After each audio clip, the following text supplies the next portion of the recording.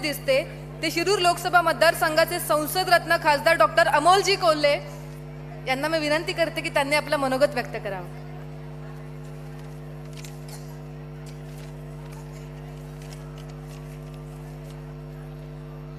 जय शिवराय. आजच्या या महिला मेळाव्यासाठी उपस्थित असणारे आपणा सर्वांचे मार्गदर्शक आदरणीय शरदचंद्रजी पवार साहेब, प्रदेशचे अध्यक्ष जयंतजी पाटील साहेब, खासदार फौजियाताई खान, खासदार वंदनाताई चव्हाण, जितेंद्रजी आव्हाड, अनिलजी देशमुख, सगळेच उपस्थित मान्यवर. कारण वेळेची पूर्ण जाणीव आहे, वेळ खूप झालेला आहे याची मला जाणीव आहे. सर्वात आधी तुम्हाला सांगतो, कारण फक्त घरातल्या माऊलीला माहीत असतं उशिरा जेवलं तरी चालतं, हे फक्त माऊलीला जमतं.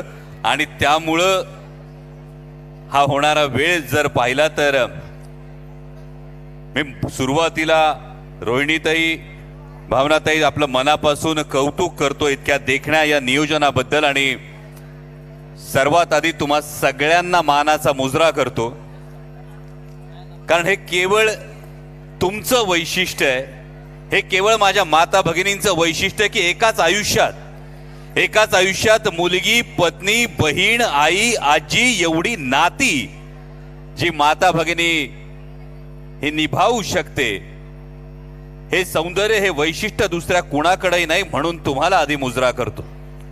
फार वेळ खरं तर बोलणार नाही, पण एक गोष्ट आवर्जून सांगतो की तुमचा कायम हेवा वाटतो. लोकप्रतिनिधी म्हणून म्हणण्यापेक्षा माणूस म्हणून तुमचा कायम हेवा वाटतो.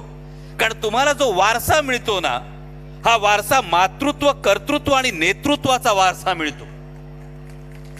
कारण हा मातृत्वाचा जो वारसा आहे तो राष्ट्रमाता जिजाऊ माँसाहेबांचा वारसा आहे. म्हणजे देशाच्या, जगाच्या पाठीवर अनेक साम्राज्य उदयाला आली, लयाला गेली. छत्रपती शिवाजी महाराजांच्या स्वराज्यापेक्षाही मोठी राज्य उदयाला आली, वैभवानं मोठी राज्य उदयाला आली. पण तरी सुद्धा छत्रपती शिवाजी महाराजांच्या स्वराज्याचं नाव घेतलं तर ऊर अभिमानानं भरून येतो. याचं महत्वाचं कारण म्हणजे राष्ट्रमाता जिजाऊ माँसाहेबांनी या स्वराज्याला दिलेलं नैतिक अधिष्ठान. हा मातृत्वाचा वारसा तुमच्याकडे येतो. जो कर्तृत्वाचा वारसा येतो तो क्रांतीज्योती सावित्रीबाई फुलेंचा वारसा येतो. म्हणजे उंबरठ्याच्या आत असलेल्या माऊलीला उंबरठ्याच्या बाहेर जाऊन जी कर्तृत्वाची क्षितिज उघडून दिली ती क्रांतीज्योती सावित्रीबाई फुलांनी दिली. आणि हा वारसा लक्षात ठेवून तुम्हाला हा निर्णय घ्यायचा आहे की जेव्हा आपल्यासारख्या सुप्रियाताईंसारख्या एका लोकप्रतिनिधीला, जेव्हा एखाद्या पक्षाचा एखादा नेता सांगतो घरी बसा, तेव्हा तो नेता बोलत नसतो, ती प्रवृत्ती बोलत असते. जो आपला कर्तृत्वाचा वारसा आहे, या वारशानं अशा प्रवृत्तीचं काय करायचं याचा निर्णय तुम्हाला घ्यायचा. आणि तिसरा जो वारसा आहे तो नेतृत्वाचा. हा नेतृत्वाचा वारसा येतो तो पुण्यश्लोक अहिल्याबाई होळकरांचा वारसा येतो. तेव्हाची प्रथा होती सती जाण्याची, पण सरसेनानी मल्हारराव होळकरांनी सुनेला सती जाऊ दिलं नाही. तर एक आदर्श राज्यकारभार काय असतो याचं उदाहरण पुण्यश्लोक अहिल्याबाई होळकरांनी घालून दिलं.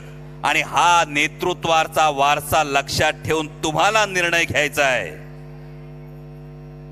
की डोईचा पदर आला खांद्यावरी एवढं मनमोकळं वातावरण असणाऱ्या वारकरी संप्रदायाचा, आमच्या जनाबाईंच्या ओवीचा आपल्याला आदर्श घ्यायचा आहे की तू टिकली लाव तर मी तुझ्याशी बोलतो, असं एका पत्रकार भगिनीला बोलणाऱ्या प्रवृत्तीला महाराष्ट्र ताब्यात द्यायचा आहे.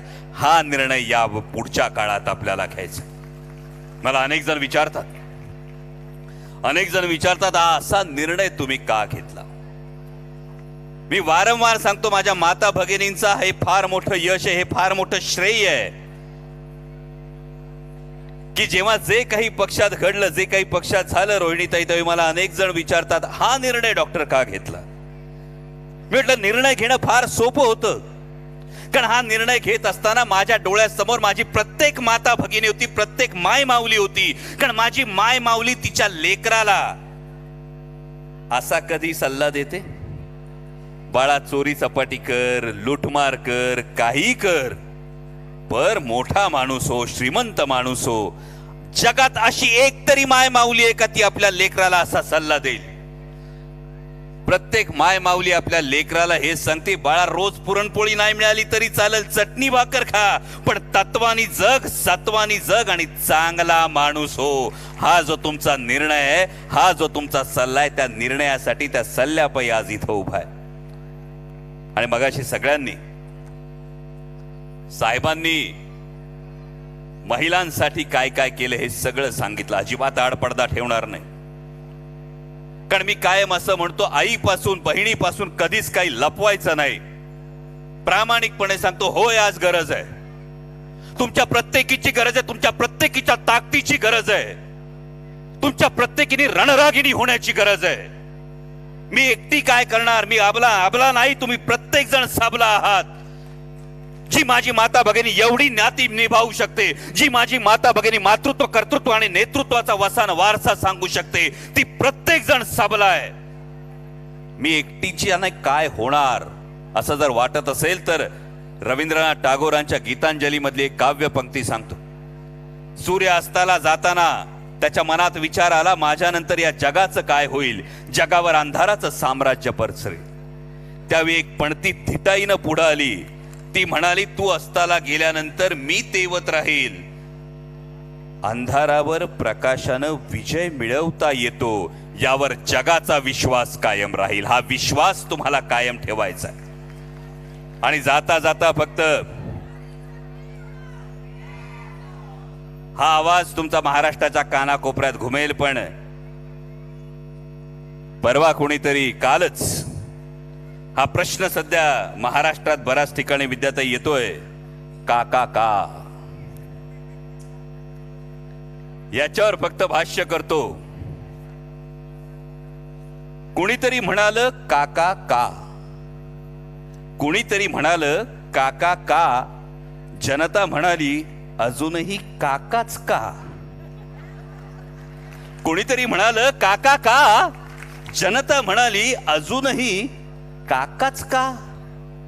पक्ष मिळाला, चिन्ह मिळालं, सगळं मनासारखं झालं, तरी अजूनही काका का काका. बोलता धनी, बोलवता धनी पुरेपूर जाणतो. जे कोण बोलत असतील, बोलवता धनी पुरेपूर जाणतो, काका का, पण महाराष्ट्राला पक्क ठाऊक आहे काकाच का. कारण काका फक्त माणूस नसतो, कारण काका फक्त माणूस नसतो, काका फक्त नेता नसतो. 50 वर्ष महाराष्ट्राच्या मातीतून, 50 वर्ष महाराष्ट्राच्या माणसातून वाहणारा काका एक विचार असतो. सर्वसामान्य शेतकरी, युवक, महिला प्रत्येकाला, सर्वसामान्य शेतकरी, युवक, महिला प्रत्येकाला मुजोर व्यवस्थेला का, हा प्रश्न विचारण्याची तो ताकद देतो. काटेवाडीच्या का पासून कारगिलच्या का पर्यंत, काटेवाडीच्या का पासून ते कारगिलच्या का पर्यंत, काळ्या मातीच्या का पासून ते कणखर कातळापर्यंत महाराष्ट्राची दिल्लीतली ओळख काका, काकाच असतो. कांदा कांदा कापसापासून कारखान्याच्या का पर्यंत, कांदा कापूस कारखान्याच्या का पर्यंत प्रत्येकाचा आधार काका असतो. शेताच्या बांधावर काका असतो, विचारवंतांच्या बैठकीत काका असतो, उद्योगधंद्यांच्या धोरणात काका असतो, आणि म्हणून महाराष्ट्राचा अभिमान काका असतो. आणि म्हणूनच हे पुढचं फार महत्वाचं आहे. हे का होतं, का घडतं हे समजून घेण्यासाठी पुढच्या ओळी फार महत्वाच्या आहे.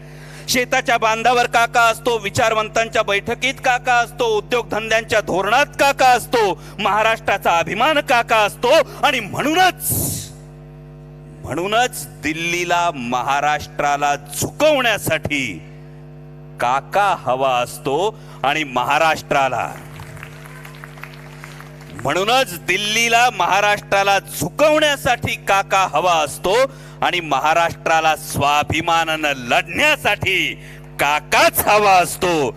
म्हणूनच काका का, म्हणूनच काका का हा प्रश्न जरी कुणाला पडतो, तरी का काका आणि काकाच का हे स्वाभिमानी महाराष्ट्र पुरेपूर जाणतो, हे स्वाभिमानी महाराष्ट्र पुरेपूर जाणतो. धन्यवाद.